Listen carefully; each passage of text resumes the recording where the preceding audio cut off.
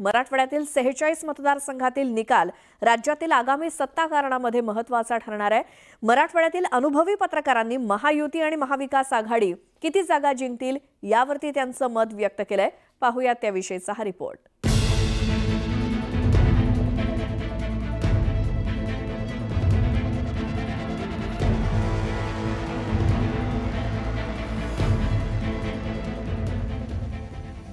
मतदान संपल्यानंतर सगळ्यांनाच प्रतीक्षा लागलीये ती निकालाची। न्यूज 18 लोकमतचे संपादक मंदार फणसे यांनी सगळ्या पत्रकारांसोबत संवाद साधत निकालाची आकडेवारी जाणून घेतली। महायुतीला 16 ते 20, मवियाला 17 ते 20 तर इतरांना 4 जागा मिळू शकतात। 2 मतदारसंघात अटीतटीची लढत होतीये। मराठवाड्यातील संजय वरकड, केशव घोणसे पाटील आणि वसंत मुंडे यांनी मराठवाड्यात काय चित्र असेल यावर त्यांचं मत मांडलं। या पत्रकारांनी मराठवाड्यातील निवडणूक प्रचार जवळून पाहिलेला होता। प्रचारात अनेक सभा कव्हर करत या पत्रकारांनी अनेक मतदारांसोबत संवादही साधला होता।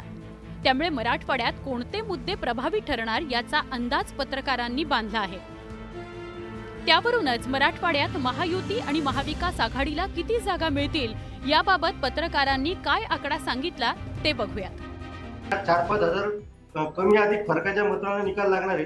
तिथं थोडा बदल होईल, त्याच्याही जागांवर आपण सविस्तर चर्चा करू की त्या नेमक्या जागा कुठल्या असतील। दुसरा महत्त्वाचा मुद्दा असा आहे की मराठवाड्यामध्ये ही निवडणूक मला असं वाटतं की खूप मोठा टर्निंग पॉईंट आहे की लोकांनी आणि पक्षांनी गृहीत धरू नये कोणालाच की विशेषतः बटेंगी तो कटेंगी ही जी घोषणा केलेली होती त्याच्या विपरीत इलेक्शन हे छत्रपती संभाजीनगर आणि औरंगाबाद अशा नामकरणाच्या किड्यामध्ये अडकलेल्या शहरामध्ये मी स्वतः बघितलेली आहे।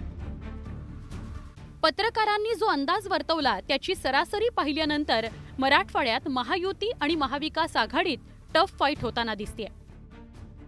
अमित देशमुख, कैलास गोरंट्याल, तानाजी सावंत, संजय शिरसाट, अब्दुल सत्तार, राजेश टोपे यांच्यासह अनेक बड्या नेत्यांच्या निकालाकडे मराठवाड्याचं लक्ष लागलंय। या निवडणुकीत सरळ सरळ म्हणजे नेत्यांचं कार्यकर्ते ऐकत नाहीत किंवा कार्यकर्त्यांचं मतदार सुद्धा ऐकत नाहीत। जशी लोकसभेमध्ये परिस्थिती होती तीच परिस्थिती आता सुद्धा दोन्ही बाजूनी आहे। महाविकास आघाडीच्या बाजूनी सुद्धा आहे आणि महायुतीच्या बाजूनी सुद्धा आहे। त्यामुळं या ठिकाणचे निकालाचे अंदाज वर्तवणं किंवा निकाल धाडसीने सांगणं हे कठीण आहे। तर महायुतीला 16 ते 20 आणि महाविकास आघाडीला 17 ते 20 जागा मिळण्याची शक्यता वर्तवण्यात आली आहे। त्यामुळे मतदार कुणालाही जास्त जागा देताना दिसत नाहीये। परिणामी कोणते मतदारसंघ कुणाला अनुकूल आहेत आणि कुणाला कोणते मतदारसंघ प्रतिकूल आहेत याबाबत पत्रकारांनी थेट भाष्य केलं।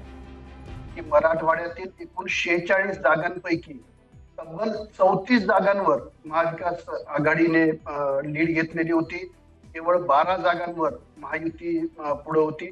तर हा जो ट्रेंड आहे जशाच तसा राहील असं नाहीये, परंतु यात फार मोठा फरक पडेल असंही काही चित्र दिसत नाहीये।